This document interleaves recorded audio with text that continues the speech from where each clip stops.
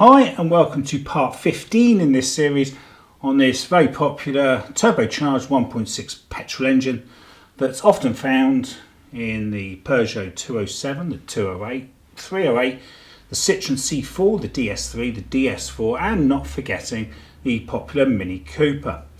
So this episode we really get to see the incredible damage inside this engine from the timing slipping. We have bent valves and even valve heads completely snapped off, as well as a crankshaft sprocket with no more teeth. So anyway, hopefully this video will help you mend or better understand your EP6 engine, and if so, I would appreciate it if you could like and subscribe to my channel.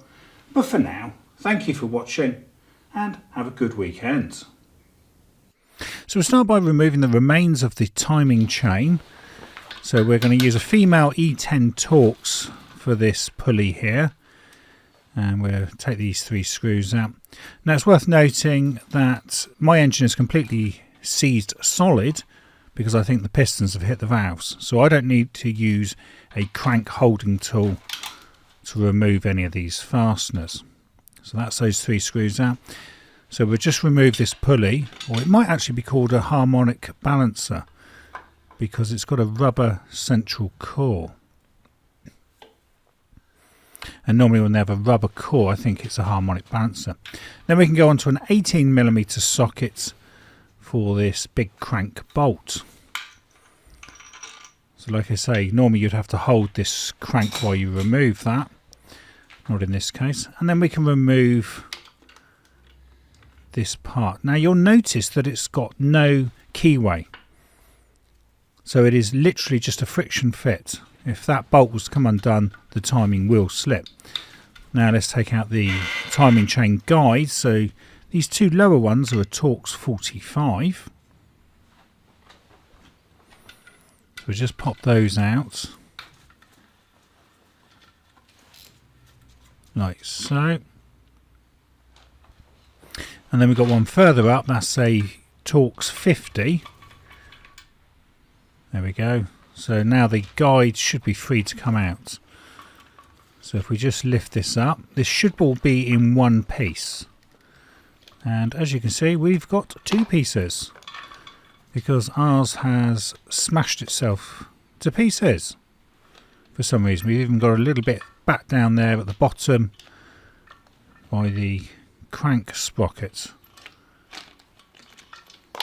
And if you look closely at that sprocket, which has just fallen on the floor, it appears there's no teeth on it. Let's just get this chain out and pick that sprocket up. So I wasn't expecting this, because obviously I want to try and do a video where I actually do the timing on this engine. Even though the engine's completely a write-off, I still would like to do a timing video on it. But seeing that the things are all starting to get broken now, it's going to make it a little bit more hard. And then when you see the state of this sprocket, that might give me a bit of an issue, because there's no teeth on that whatsoever.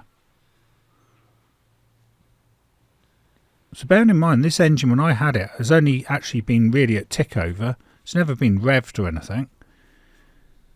I'm surprised that sprocket is in such poor condition. So it might make it a bit of a challenge. I'm wondering whether the oil pump sprocket is exactly the same. I might be able to just swap them over so I can do the timing video. I'm not sure I can do anything with that sprocket. It's just going to slip. And there's the plastic part. You can see there's a tube in there where the dipstick goes. Not sure how smart that is, but the actual dipstick goes through the guide. You can either say that's ingenious or a bit daft. And this would, like I say, would normally be one piece, which does make putting the chain in quite easy. But it won't be for me. So things are really looking quite bad on this engine. Okay, so if we just look down here at the bottom, we can actually see where the chain has been chewing away at the engine casting there. So presumably the chain was flailing around, wearing it out. Anyway, let's get on and remove the cylinder head now. So for that we've got 13 bolts, and this first one is a female Torx E10. And likewise the next two are also female Torx E10. And you do need to undo it in the correct sequence. I was very suspicious that the sequence I was about to use was incorrect, because the Peugeot workshop manual had the tightening and undoing as the same sequence, which I thought, well, can't be right. But I went with the manual because that's what it was.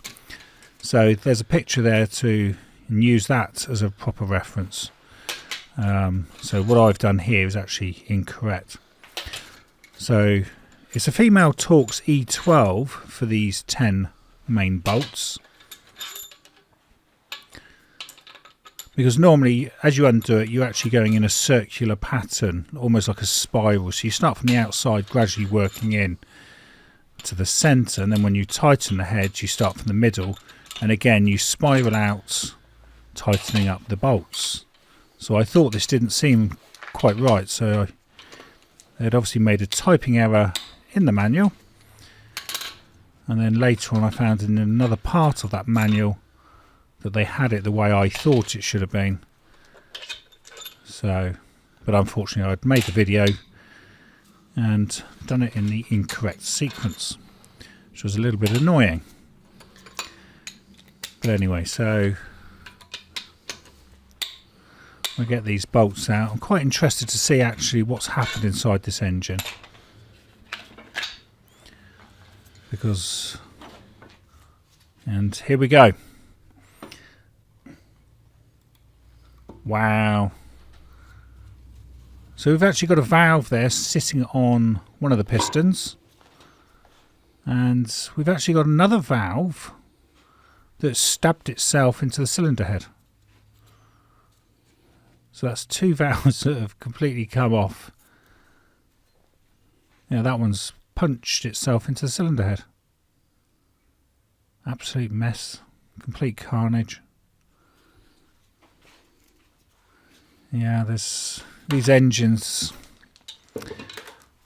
I don't know, they need a lot of maintenance. Okay, so we'll have a quick little look at that. We'll just slide over this so that we can actually take in all the damage. And then we'll have a look at the cylinder head now. So we've got a spark plug there, that's been smashed to pieces by the valve obviously coming off. There's the valve that's punched itself into the cylinder head. Complete disaster. Anyway, so here's some talk and other information that you can pause to view for longer. And as always, here's some reference photographs, which again you can pause to view for longer.